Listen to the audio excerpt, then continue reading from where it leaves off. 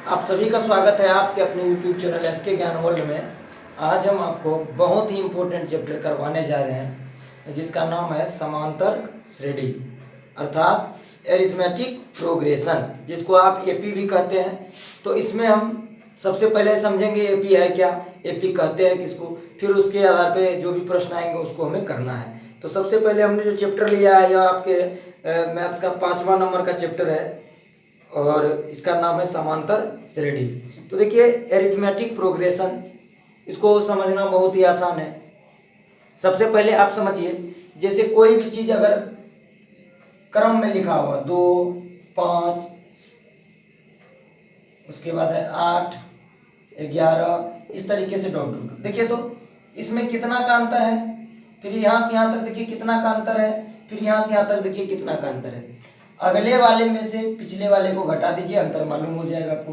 5 में से 2 घटाइए 3, 8 में से 5 घटाइए 3, 11 में से 8 घटाइए 3। तो सभी में 3 का वृद्धि हो रहा है, मतलब आगे वाले और पीछे वाले में कितना का अंतर है, 3 का अंतर है। तो यह देखिए यह इस तरीके से बनेगा। फिर दूसरा देखिए 1, 2, 3, 4, 5, 6 डॉट डॉट करके आप इसको भी कर सकते हैं। यह भी एक निश्चित क्रम में लिखा गया है, सब में 1 की क्या हो रही है, वृद्धि हो रही है। फिर एक और देख लीजिए 2, 4, 6, 8, 10, 12, इस तरीके से आप चलेंगे। देखिए इसमें भी निश्चित संख्या सभी में बढ़ रहा है, 2 की वृद्धि हो रही है, यहाँ पर यहाँ 1 की वृद्धि हो रही है। तो इस तरीके से आप समझ सकते हैं। अब चलिए सबसे पहले इसकी परिभाषा को हम समझते हैं कि क्या कहते हैं किसको।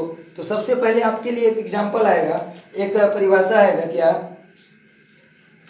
यह आएगा आपका अनुक्रम। सबसे पहले इसको आप समझिए, अनुक्रम को क्या किसे कहते हैं अनुक्रम।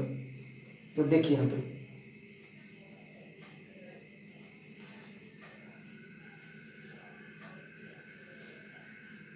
सीक्वेंस, इसको आप कहते हैं अनुक्रम। अनुक्रम हम लोग समझेंगे, इसको हम लोग क्या कहेंगे, सीक्वेंस कहेंगे। तो सीक्वेंस किसको कहते हैं,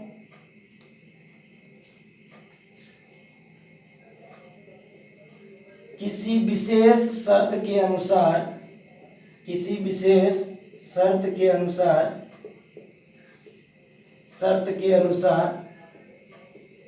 किसी विशेष शर्त के अनुसार संख्याओं के लिखने के क्रम को,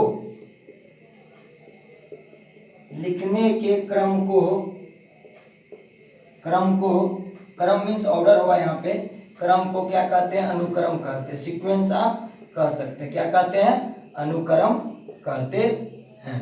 तो यहाँ पे आप इसको समझिए, संख्याओं को क्या कहते हैं, अनुक्रम कहते हैं। जैसे कि आप इसको समझ सकते हैं।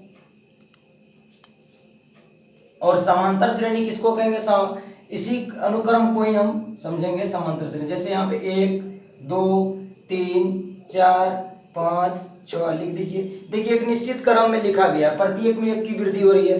दूसरा एक और लेते हैं हम, 2, 4, 6, 8, 10, 12 डॉट डॉट डॉट, ये इंफिनिटी तक जा रहा है आपका, अनंत तक, जहां तक आप ले जा सकते हैं इसको।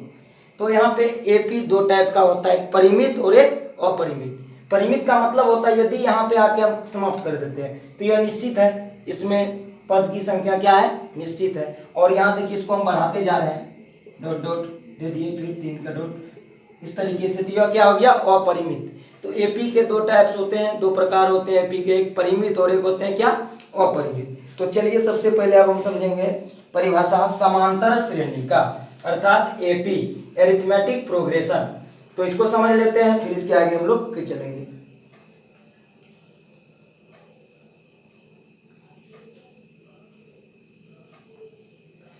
समांतर श्रेणी किसे कहते हैं, देखिए यहाँ पे इसका आता है संख्याओं के एक अनुक्रम को, संख्याओं के एक अनुक्रम को, संख्याओं के एक अनुक्रम को समांतर श्रेणी कहते हैं, श्रेणी कहते हैं यदि इसके पदों के बीच का अंतर सदैव, हमेशा पदों के बीच का अंतर सदैव क्या हो, नियत हो, नियत हो। यानी कि जो अंतर होगा सभी में समान रूप से बढ़ेगा। ऐसा नहीं कि एक के बीच 2 का अंतर है, फिर इधर 3 का, फिर उधर 4 का हो रहा है, तो इसको हम एपी में नहीं कह सकते हैं। जैसे एग्जांपल ले लीजिए आप, 1, 4, 7, 10, इस तरीके से आप इसको कह सकते हैं 13 डॉट डॉट डॉट। ये क्या है, हमारा एपी में है। क्यों है एपी में, तो देखिए इसके बीच का कितना का अंतर है, 3 का, फिर यहां से यहां ये 3 का, फिर यहां से यहां 3 का, और यहां से यहां 3 का अंतर। इस तरीके से आगे सोन चलते रहेगा। तो ये अंतर जो है दोनों के बीच का क्या है, सदैव नियत होना चाहिए। अर्थात जो अंतर यहाँ है इन दोनों के बीच, वही अंतर इसके बीच होना चाहिए, वही अंतर इन दोनों के बीच होना चाहिए, और यही अंतर यहाँ पर भी होना चाहिए। तो इसको आप क्या कहेंगे, एपी में कहेंगे, अर्थात समांतर श्रेणी कहेंगे। तो अब आगे आप इसे आसानी से समझ सकते हैं। एक और एग्जांपल हम ले रहे हैं, जैसे एक है 4, 4, 4, कोई देखिए आप कांस्टेंट टर्म है 4, 4, 4। तो देखिए 4, 4 के बीच यहाँ घटाइएगा 0 का अंतर, कोई भी 0 की वृद्धि हो रही है, कोई भी चीज इसमें बदल नहीं रहा, मतलब 0 बढ़ाते जाएंगे सब में। तो ये अभी आपका क्या है, ये आपका क्या है, अनुक्रम में है। मतलब आप इसको कह सकते हैं क्या, कि ये एक क्या है, एपी है। तो देखिए अब एपी में क्या होता है, 2-3 चीज यहाँ से निकल के आती है। इसको पहला पद कहते हैं हम, इसके बीच का जो अंतर होगा उसको डी कहेंगे, इसमें से इसको घटाएंगे तो डी मिलेगा। और एनवां पद होता है डॉट डॉट, जैसे ये 1, 2, 3, 4, 5वां है, ये चौथा है, ये तीसरा है, ये दूसरा है, ये पहला है। तो इस तरीके से हम लोग पद को सीखेंगे।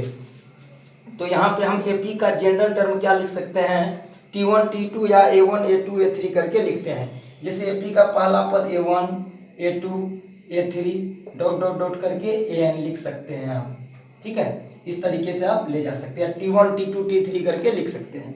तो यहाँ से हम, तो A2 घटा A1 जो होगा आपका क्या होगा, बराबर होगा A3 घटा A2। इसमें से इसको जो घटाइएगा जितना आएगा, और इसमें से इसको घटाएंगे जो आएगा, दोनों क्या होगा, बराबर होगा। इसी को हम क्या कहते हैं, इसी को हम डी कहते हैं। इसका मतलब होता है सार्वअंतर। क्या होता है, सिर्फ समझिए, अभी आपको समझना है सभी को, और इसको जब आप समझ लिए इतना तो आपका प्रश्न बनते चले जाएगा। सार्वअंतर कहते हैं, जिसका मतलब होता है कॉमन डिफरेंस, कॉमन डिफरेंस। इसमें आपको सिर्फ समझना है कि क्या हम आपको समझा रहे हैं। कॉमन डिफरेंस क्या होता है, ए क्या होता है, पहला पद को हम ए कहते हैं, फिर कॉमन डिफरेंस कैसे निकालेंगे, आगे वाले में से पीछे वाले को घटा देंगे तो हमें क्या मिलेगा, कॉमन डिफरेंस मिलेगा, ठीक है। अब आगे चलते हैं हम लोग। आपको हम बता चुके हैं कि एपी 2 टाइप्स के होते हैं, एक परिमित और एक अपरिमित, फाइनाइट, इनफाइनाइट, ठीक है। जिसमें पदों की संख्या निश्चित हो उसको आप क्या कहेंगे, फाइनाइट कहेंगे, जिसमें अनिश्चित हो उसको इनफाइनाइट कहेंगे, ठीक है। अब चलिए हम लोग यहाँ से एक एनवां पद को हम एन लिखते हैं, ठीक है, या एसएन भी आप लिख सकते हैं, टीएन भी लिख सकते हैं। इस तरीके से आप पद को डिनोट कर सकते हैं। जैसे आपको यदि कह रहा है कि एपी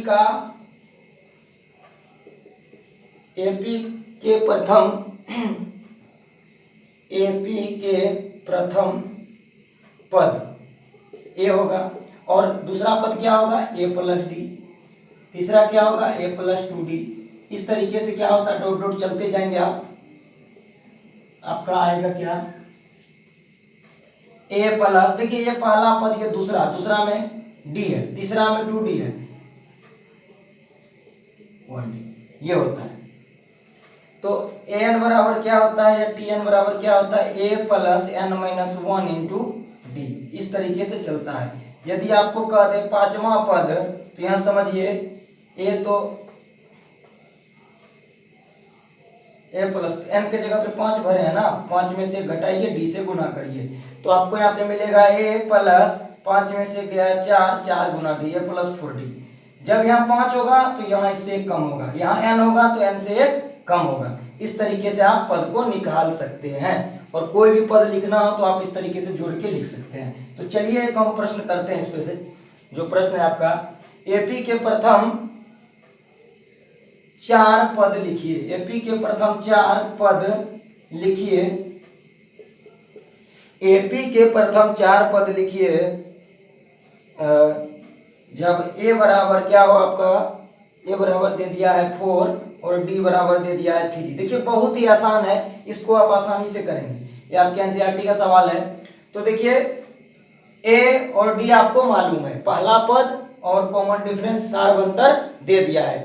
नियत वृद्धि कितनी है, 3 की वृद्धि हो रही है। पहला पद कितना है, 4 है। मान लीजिए आपके पास 4 रुपया है, उसमें 3 जोड़ते जाइए, 4 3 7, 7 3 10, 10 3 13, 13 3 16। तो इस तरीके से आप बढ़ाएंगे। तो आपके पास एक रूल है, ए पहला पद तो ए, दूसरा पद ए प्लस डी, हमेशा एक कम, तीसरा में ए प्लस, यहाँ देखिए दूसरा था तो एक डी दिए, यहाँ तीसरा है, चौथा है तो 3, 4 से एक कम, ए प्लस एन माइनस 1 डी आपको बताएं। तो अब इसमें बैठाना है, पहला पद तो 4 का 4 रहेगा, दूसरा देखिए 4 प्लस डी, इसको जोड़ दीजिए, 4 3 7 हो जाएगा। अब यहाँ आ जाइए, ए प्लस 2d, 4 तो रहने दीजिए और यहाँ पे गुना कर दीजिए, 2 गुना डी, तो डी कितना है, डी आपका 3 है, तो 3 दूना 6, 6 4 10। अब यहाँ पे फिर आ जाइए, यहाँ 4 रहेगा, यहाँ कितना होगा आपका 3, 3 3 9, 9 4 13। देखिए 4 3 7, 7 3 10, 10 3 13, इस तरीके से आपने 4 पद को लिख दिया। तो इस प्रकार आप कोई भी पद को ज्ञात कर सकते हैं। एपी बहुत ही आसान है और बहुत इंपॉर्टेंट चैप्टर है क्लास 10 वालों के लिए, और परीक्षा में इससे प्रश्न आते हैं। तो आप लोगों को अच्छे से पढ़ना है, हम आपकी तैयारी अच्छे से करवाएंगे। और आप लोग वीडियो को लाइक करें, कमेंट करें और ज़्यादा से ज़्यादा बच्चों तक इसे पहुँचाएँ। सब्सक्राइब कर ले चैनल को, ताकि आपको इस प्रकार की वीडियो मिलते रहे। Thanks for watching.